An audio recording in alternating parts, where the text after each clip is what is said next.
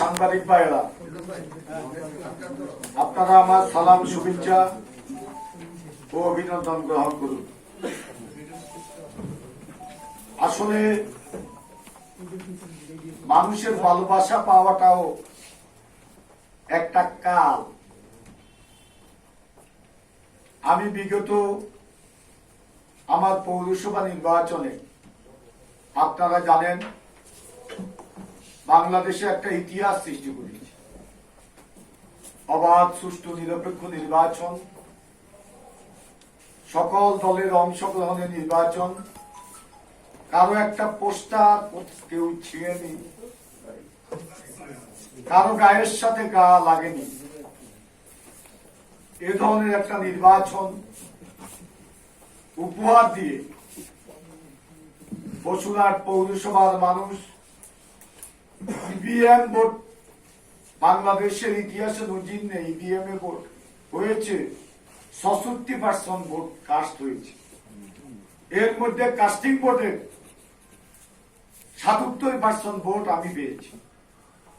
BNP এবং registration না থাকলেও জামাত প্রার্থীও হয়েছেন, তারা পেয়েছে 23%। এত বিপুল বিজয়ের পর আমার দলের নেতা ওবায়দুল কাদের সাহেব, উনি ভাই হিসেবে আমাকে অভিনন্দন জানিয়েছে, জয়নাল হাজারী সাহেব অভিনন্দন জানিয়েছে, আর দুই একজন টুকিটাকি অভিনন্দন আমাকে জানানো হয়। আসলে আজকে আমার বিরুদ্ধে নানা ষড়যন্ত্র চলছে। আমি আজকে আপনাদের এখানে সকালে এসে বসা শুরু করেছি। কালকে থেকে আমার উপর স্টিম রোলার চলছে। আমাকে প্রেসের সাথে কথা বলতে দেবে না। ইতিমধ্যে চ্যানেল আই থেকে একটা প্রোগ্রামে আমাকে মাঝপথে বের করে দেওয়া হয়েছে। টিবিসি আমার একটা প্রোগ্রাম করে সে প্রোগ্রাম বন্ধ করে দিয়েছে। এমনি ভাবে সারা দেশে আমি যাতে কথা বলতে না পারি সেজন্য কোন এক নেতার নির্দেশে তথ্যমন্ত্রী আর আমাদের মাননীয় মন্ত্রী ওবায়দুল কাদের সাহেবের সাথে থাকেন পিআরও আবু নাসের এবং কি বাবু সহ, এরা আজকে আমাকে মিডিয়া থেকে দূরে সরিয়ে দিয়েছে। আবার কেউ কেউ বলছেন আমাকে যে আমি নিজেকে প্রকাশিত করার জন্য নাকি এসব করছি, বক্তৃতা দিচ্ছি। আমি দৃঢ়তার সাথে বলবো, আমি 47 বছর রাজনীতি করি। আমি রাজনৈতিক জীবনে আমি কখনো আওয়ামী লীগের কোন নেতার কাছে আসিনি। আমাকে সুযোগ সুবিধা দেন, আমাকে এমপি বানান, আমাকে কোন পদ পদবি দেন। এখন আমি স্পষ্ট ভাষায় বলতে চাই, মন্ত্রী এমপি হওয়ার যোগ্যতা আমার নেই। মন্ত্রী হওয়ার জন্য কখনো ওনাদের কাছে আসবো না। এমপি হওয়ার জন্য কখনো আমাদের নেতাদের কাছে আসবো না। ওনারা কেন আমাকে আজকে উপেক্ষা করছে এটা আমার জানার বিষয় নয়।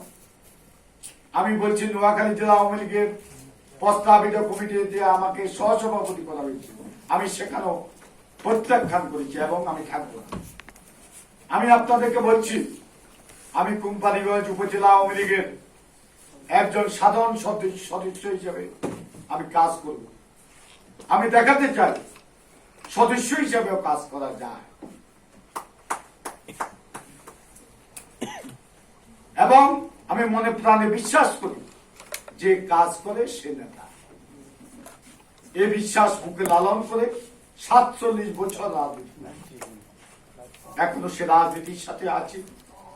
যত ষড়যন্ত্র চক্রান্ত যা কিছু করেন আমাকে আমার এই পথ থেকে সরাতে পারবে।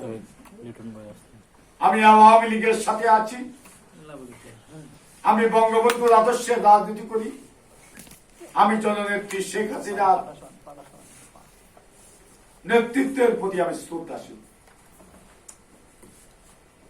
আপনারা জানেন আমার বাড়িতে 4 বার আক্রমণ হয়েছে অনেক আগে।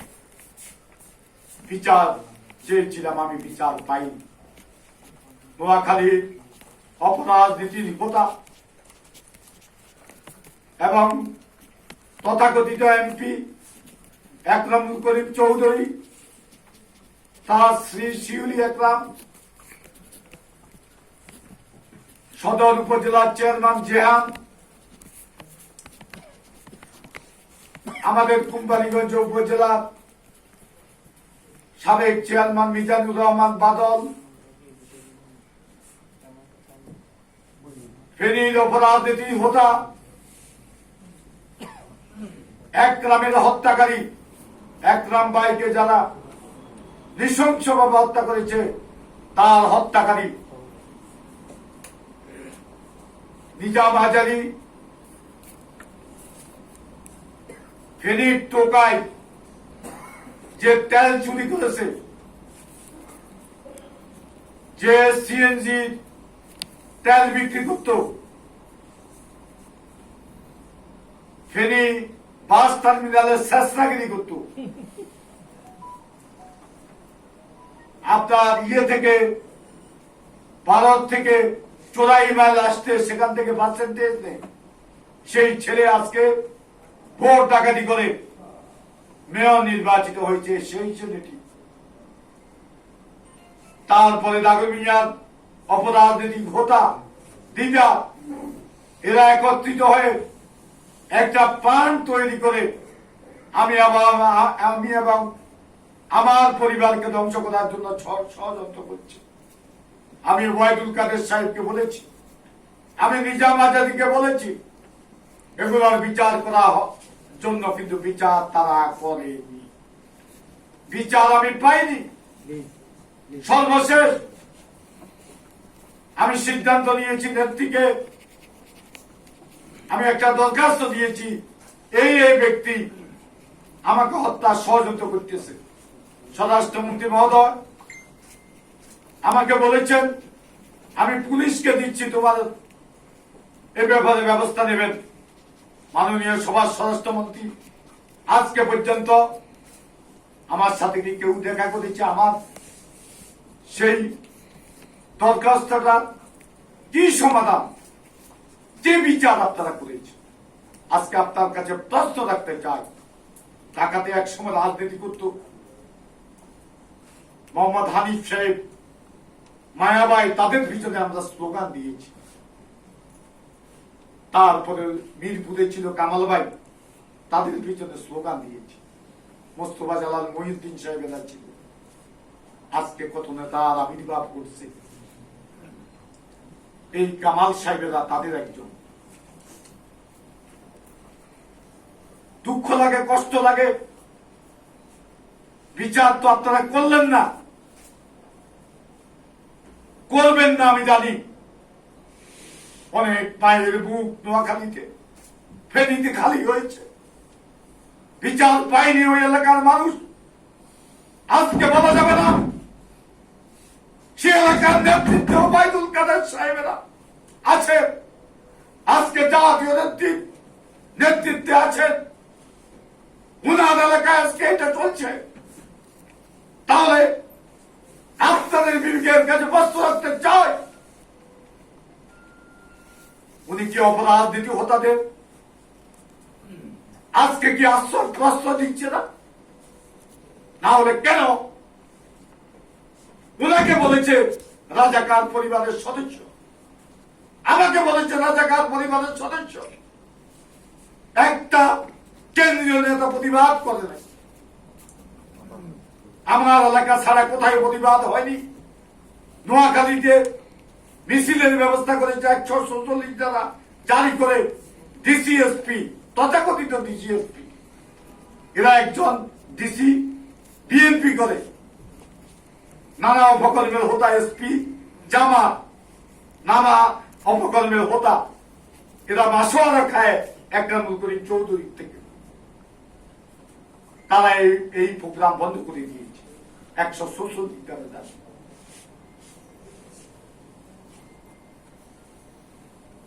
আজকে দেখেন নোয়াখালীতে আজকে টেন্ডারবাজি এখনো চলছে।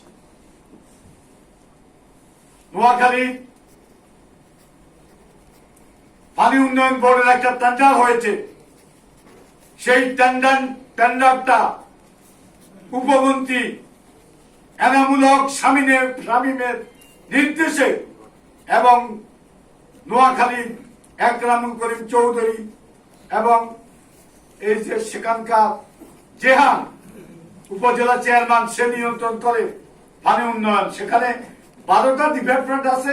12টা ডিপার্টমেন্টে 1-2 করে একরাম চৌধুরী লোক নিয়ন্ত্রণ করে।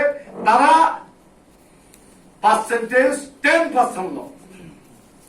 এখানে ওই যে ফেনীর লিপ্টন উনি কিনে নিয়েছে। আমি এই কাজে বাধা দিছি। আমি বলছি যে পুনঃ টেন্ডার হতে হবে। আমি এটা মানি না। আপনারা 2-3 জনের শিডিউল অন্যদেরকে ড্রপ করতে দেন না। 2-3 জনের শিডিউল ড্রপ করি, একটা লয়েস মানে ওনারা যাকে দিবে প্রত্যেকটা ডিপার্টমেন্ট এটা শুনছে। এই কাজটা তারা করছে, সেখানে এখনো করে যাচ্ছে, বন্ধ হয়ে।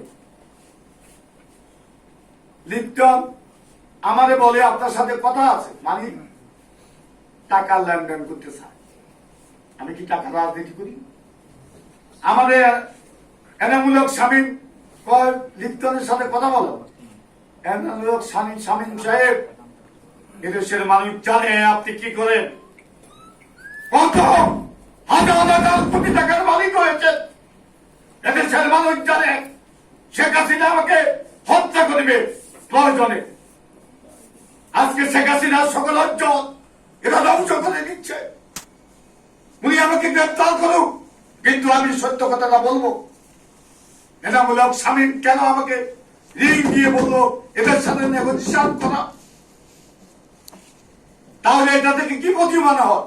আমি টাকা দিতে চাই, ঠিক না? সেখানে এক সিনও এটার সাথে জড়িত ছিল নোয়াখালী। আমি নোয়াখালীর প্রত্যেকটা ডিপার্টমেন্টের এক সিনকে বলেছি আপনারা 2টা কাজ করবেন। একটা হচ্ছে আজকে কাজের মান নাই, কাজ করা হয়, কাজের কোনো মান নাই। 6 মাস আগে কাজ হয়, 3 মাস পরে একই অবস্থায় ফিরে যায়। আপনারা কাজের মানটা নিয়ন্ত্রণ করেন আর টেন্ডারটা নিয়ম মাফিক করেন। সব ভ্যাকসিন তারা আমাদের বুঝানোর জন্য হোক যা হোক অত্যন্ত সম্মানের সহিত বলছে, বিষয়টা আমরা দেখতেছি।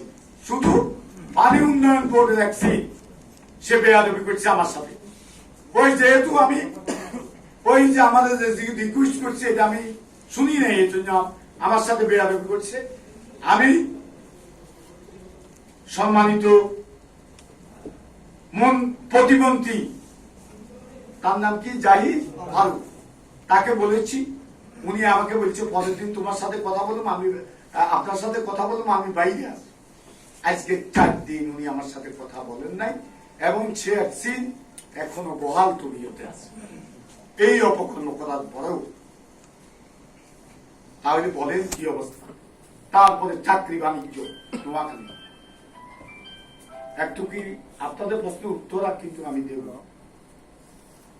কিন্তু একটু সময় নিলে কি সমস্যা আছে নাকি আপনার? না, যদি সময় নিতে চান তাহলে আমি কথাগুলো বলতে চাই। আমি বলার জন্য এসেছি, হয়তো আমার জীবনে এটা শেষ বল, সুযোগ হবে না। যেভাবে ষড়যন্ত্র করতেছে হয়তো যে কোনো সময় একটা দুর্ঘটনা ঘটতে পারে, এই জন্য নিজের আবেগটা আপনাদের সামনে কার কাছে বলি, কেউ কেউ তো নেই, দলের কোনো পর্যায়ে বলি কোনো লাভ হয়নি, এই জন্য আবেগটা আপনাদের কাছে প্রকাশ করতে চাই। এই যে আজকে চাকরি বাণিজ্য নোয়াখালীতে এখনো চলছে, একটা গরিব পুলিশ তাকে চাকরি দিয়ে 5 লক্ষ টাকা একরাম চৌধুরী নেই, একটা গরিব প্রাইমারি স্কুলের পিয়ন তাকে চাকরি দিয়ে 5 লক্ষ টাকা নেয়। প্রশাসনকে তারা নানাভাবে ব্যবহার করে এই কাজগুলা করছে। আজকে দেখেন নোয়াখালীতে সচিব দিছে 10 জন। আমি একটার ব্যাপারে বলছি, তখন ডিসি সাহেব বলল যে তাকে অবশ্যই লিখিত পরীক্ষা ওভারকাম করতে হবে। একথা বলার পরে আমি আর ওনার কিছু বলিনি, কিন্তু আজকে আমার কাছে ডকুমেন্টস আছে, ওই লোকটা আমার কাছে খুব কান্নাকাটি করছে যে আমাদের খুঁজতেছে, আপনার কাছে গেছি 20 লক্ষ টাকা তার নিকট চাইছে একদম সত্যির লোক। এখন যে নিয়োগগুলো দেওয়া হয়েছে আমাদের কাছে খবর আছে, কেউ তো এমনি স্বীকার করবে না, জিজ্ঞাসা করলে স্বীকার করবে না, সে চাকরি পেয়েছে স্বীকার করবে না। এখন তাদেরকে রিমান্ডে এনে এই 20 জনকে জিজ্ঞাসাবাদ যদি করেন, যদি 20 লক্ষ টাকা করে না নেয়, 65 লক্ষ টাকা করে না নেয়, 10 জনে আমার বিচার হবে, এদেরকে রিমান্ড দেয়া বা কোন গোয়েন্দা সংস্থা দিয়া তদন্ত করেন। নোয়াখালীর ডিসি, এই যে সচিব বেলায়েত, সেতু বিভাগের সচিব বেলায়েত, তারপরে একরামুল করিম চৌধুরী, তারপরে সোহেল, তারা ওই যে লুটপাট করি খাওয়ার বেলা 2 জনে মারামারি করছে, আগে সম্মেলনের সময় মারামারি করছে, এখন একসাথে গেছে, একসাথেই আপনার নোয়াখালীতে এই সচিব পদে নিয়োগে বাণিজ্য করছে। এটার সাথে এরা 3 জনের লোক দিছে, এই যে বেলায়েত, তারপরে সোহেল এবং একটা সুদিন লোক দেওয়া হয়েছে, তাদেরকে দেওয়া হয়েছে এই 20 জনের ভিতরে, এই 10 জনের ভিতরে। এখনো চাকরি বাণিজ্য চলছে। তারপরে একরাম চৌধুরী অস্ত্রে 24টা মাইল বুক খালি হয়েছে। দেখেন এত বড় ভাগাইয়া নেতা কয় আঙ্গুদেশে, আমি বলছি না কিছু কিছু নোয়াখালী ভাষা কম, ভাগাইয়া নেতা, ভাগাইয়া নেতা ওই যে ফেনী নোয়াখালী পৌরসভার মেয়র, এর নাম কি হারুন, মোবাইল করে বলে ও সত্যি সাহেব, একদম সত্যি সাহেব, আপনি যে অফিসে বই দিচ্ছেন, যেভাবে লোকজন এখানে যাওয়া হয়েছে, অফিস তো ভাঙচুর করিব, আমরা তো নিজেও ক্ষতিগ্রস্ত হয়ে যাব। 300-400 কর্মী অস্ত্র মস্ত্র যা ছিল এগুলা সব নিয়ে শহীদ মিনারে ফালাইছে, বিএনপি জামাত আসি অফিস পুড়িয়ে গেছে। এত ভাগাইয়া না, নোয়াখালী উনি নিয়ন্ত্রণ করে। সমনির ভোটে কে জিতছে? ফেয়ার ভোটে, ফেয়ার ভোট আমি করেছি, আমি করেছি। এসপিরে কছি পার পাইবার সুযোগ পাইবা না, ডিসিতে কছি অনিয়ম করলে পার পাইবার সুযোগ পাইবা না। আজকেও বলছি, দেখি কি করছে। আমি শাহাদাত সাহেবকে বলছি, নির্বাচন কমিশনার, যে আপনারা ফেয়ার ইলেকশন আমার নোয়াখালীতে করেন। কোথায় কি হচ্ছে আমার জানা বিষয়, ফেয়ার ইলেকশন এখানে করতে হবে। আমি চট্টগ্রামের নির্বাচনের কথা বলেছি, এখন আমার হাইকমান্ড থেকে আরম্ভ করে সবাই আমাদের উপর ক্ষুব্ধ। ক্ষুব্ধ হলে কি হবে? চট্টগ্রামের বিষয় আমি আর বলতে চাই না, সারা দেশের বিষয় আপনারা ভালোভাবে জানেন। আজকে নোয়াখালী ফেনীর অপরাজনীতি দেখেন, আজকে ফেনীতে একরাম ভাইকে হত্যা করেছে, প্রকাশ্য দিগাল একটা চেয়ারম্যান ভুল করতে পারে, তার অপরাধ থাকতে, এভাবে তাকে প্রথম গুলি করে হত্যা করে। এরপরে তা আপনার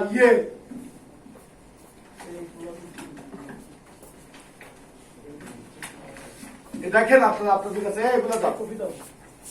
একরামকে একরাম ভাইকে যে গুলি করে হত্যা করছে, এরপরে তার গাড়িতে ঢুকাই, এই কথা বলি, তার গাড়িতে ঢুকাই তার গাড়ি শুদ্ধ পেট্রোল ডালি তাকে হত্যা করছে। এখন বিচার হয়েছে কাদের? জজ মিয়াদের বিচার হয়েছে, জজ মিয়াদের। খবর নেন, এটা চলছে আজকে ফেরিতে। সে বলে আমি নিজেকে প্রকাশিত করি, বেলা এগুলা করি, এই নিজামাতে। তারপরে দাগুন মিয়াতে একটা ছেলে মারা গেছে, আপনারা নিশ্চয়ই ইতিমধ্যে জানেন, আপনাদের কাছে সব খবর আছে। দাগুন মিয়াতে যে ছেলেটা মারা গেছে, এই যে ফখরুল, দিদারের নেতৃত্বে সন্ত্রাসীরা সাইফুল্লাহ সহ তারা হত্যা করছে। এখন যারা হত্যাকারী আসামি, এরা প্রকাশ্য দিবালোকে রাস্তায় ঘুরতেছে। যে ছেলে মারা গেছে তার পরিবারকে আজকে নানাভাবে নাজেহাল করার তারা ষড়যন্ত্র করতেছে।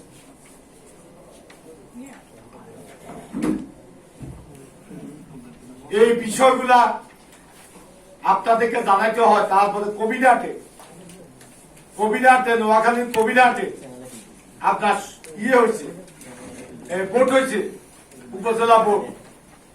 ভোট তো আসিল না, তুই নিয়ে ভোট আসিল না, ভোট। আমরা দলের কারণে যাই, কিছুটা পরিবেশ আনছি, তারা সেখানে গোলাগুলি। আমি তখন সিঙ্গাপুর ছিলাম, বড় ভাই অসুস্থ, গোলাগুলি সেখানে। দেখেন এই কাগজ তো আছে, দেখেন এই ছেলেগুলারে আহত করছে, সমস্ত আমাদের দলের, সমস্ত আমাদের দলের ছেলে। কোন বিচার ওবায়দুল কাদের সাহেব করে নাই, করে নাই। একটা লম্পট চা দোকানের হোটেলের বর তারে একরামে ইউনিয়নের চেয়ারম্যান বানাইছে। গত কয়েকদিন আগে আমি একটা বাড়িতে দাওয়াত খাওয়ার জন্য গেছি, সেখানে 20-25টা গুন্ডা হয়ে যায় আমার উপর আক্রমণ করার পরিকল্পনা করছে। সেখানে আমি প্রতিবাদ করার পর কয় ওবায়দুল কাদের গুন্ডা বলে। আমি বললাম যে তুই গুন্ডা, তোর লগে যেগুলো আছে গুন্ডা, এইটা বলি আমি চলে গেছি। ওবায়দুল কাদের নাকি গুন্ডা বলে। আরেকটা যেটা বলতে চাইছি, আমরা রাজাকার পরিবারের সন্তান। 1971 সালে মুক্তিযুদ্ধে ওবায়দুল কাদের সাহেব আমাদের এলাকার মুজিব বাহিনী অধীনে ছিল। আমি আব্দুল কাদের মির্জা